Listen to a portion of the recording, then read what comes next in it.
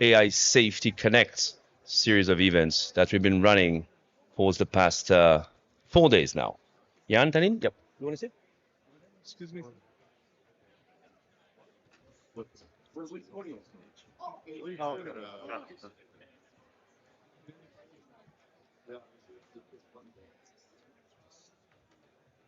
Hello sir हाँ वो मैं क्या बोलने लगे थे तो वो बच्चे इशू मैं शुरू कर दूं अभी ठीक है Any? Is everybody here? This should be a safe. Wow.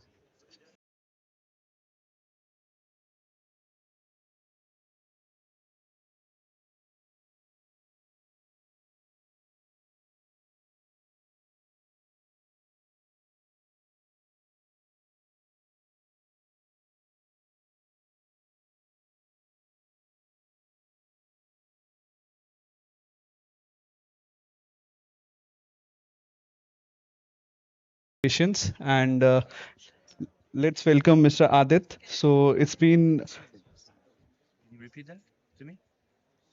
So we have a keynote session scheduled by the ministry immediately on some priority basis for Mr. Adit Pagasis. This is the founder of the founder of what? Is that basically startup based in India?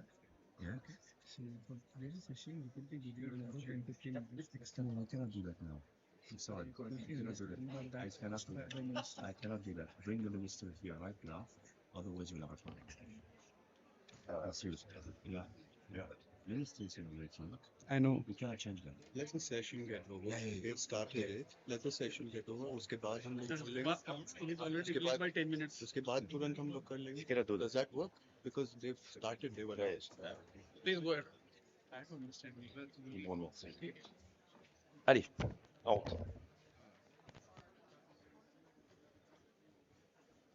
All right. Good afternoon, Your Excellencies, distinguished panelists and guests.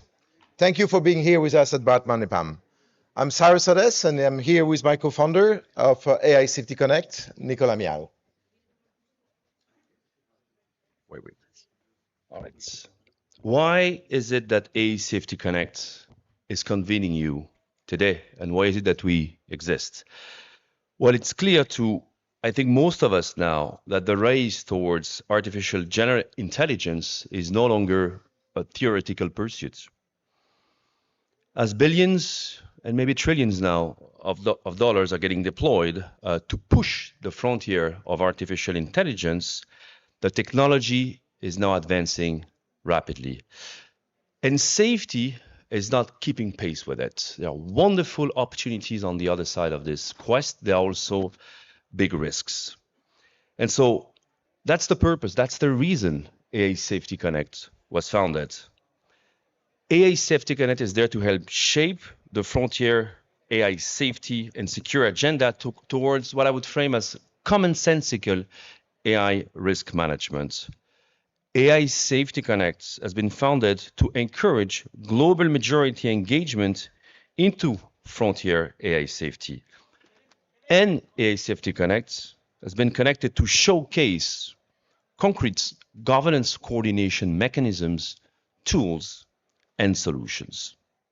So how we do this? We convene at each AI summit. So last year we started in Paris, this year in India, next year we're going to be in Switzerland. But we also convene at the UN General Assembly, right? We need a faster tempo for this safety discussion. So every 6 months, we have this global convening.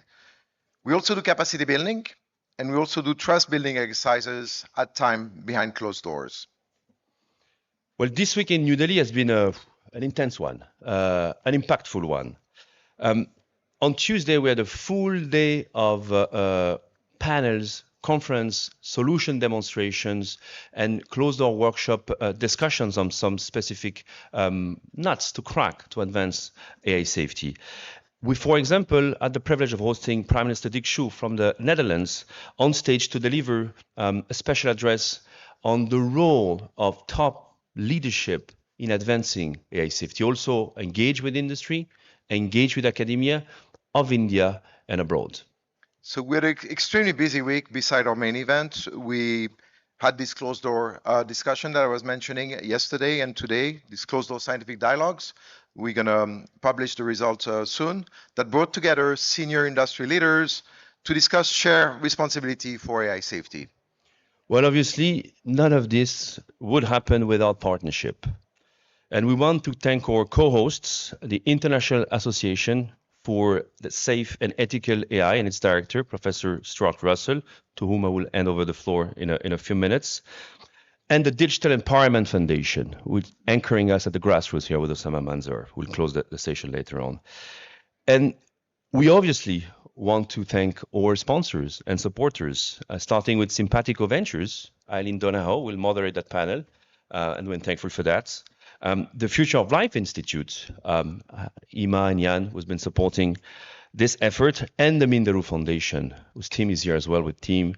And it's great to have your support, and we are thankful for that. Yeah. So today we're about to hear from His Excellency Matthias Cormann, who's the Secretary General of the OECD. We're going to hear from Her Excellency Ms. Josephine Teo, who is the Minister for Digital Development and Information at the Government of Singapore. Thank you for your continuous support. Really appreciate that. Same for Jan Tallinn, who's the AI investor, but also a founding engineer at Skype and the co-founder of the Future of Life Institute. And last but not least, we also have Minister Deo, who's going to be with us from Malaysia, Minister for Digital Development and Information. Thank you, Minister. As well as Vice President Kim for Digital and AI at the World Bank. So an extremely important conversation to have. And before we welcome you to the stage, I would like to hand over the floor to Professor Stuart Russell to say a few words and to speak about also what's happening next week in Paris. Thank you so much.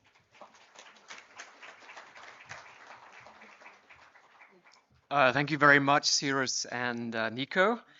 As Nico mentioned, the International Association for Safe and Ethical AI, or ICI, the world's worst acronym, is a global, democratic, scientific and professional society.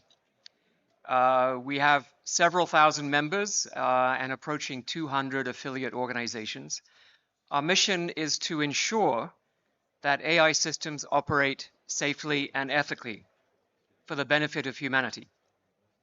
And as Nico mentioned, our second annual conference will take place in Paris starting on Tuesday. It's still, I think, possible to register, but we're already up over 1,300 people coming. It's at UNESCO headquarters in Paris. So achieving this mission of ensuring that AI systems operate safely and ethically is partly a technical challenge. How do we even build systems that have that property? But also a governance challenge. How do we ensure that those are the systems and only those systems get built? And this panel is mainly about this second challenge.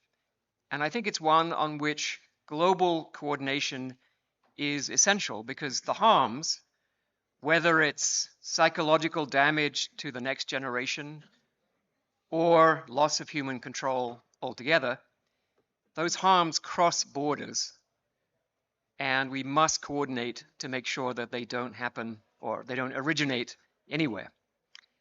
And it's, I think, fitting that we are having this summit here in India, which has really, among other things, championed the idea that everyone on Earth should have a say. And so with that, I will hand over to Eileen. Thank you very much. Thank you, Stuart. So Dr. Eileen Donahoe is the founder and managing partner of Simpatico Ventures. She's also the former US Special Envoy and coordinator for digital freedom and the ambassador to the UNHCR. Eileen? We welcome the speaker on the floor. Please, Your Excellency, Mr. Matthias Cormann, Mr. Gobind Singh Deo, Mrs. Josephine Teo, and Mr. Jan Tallinn, as well as Mr. Sangbu Kim, join us on stage. Thank you.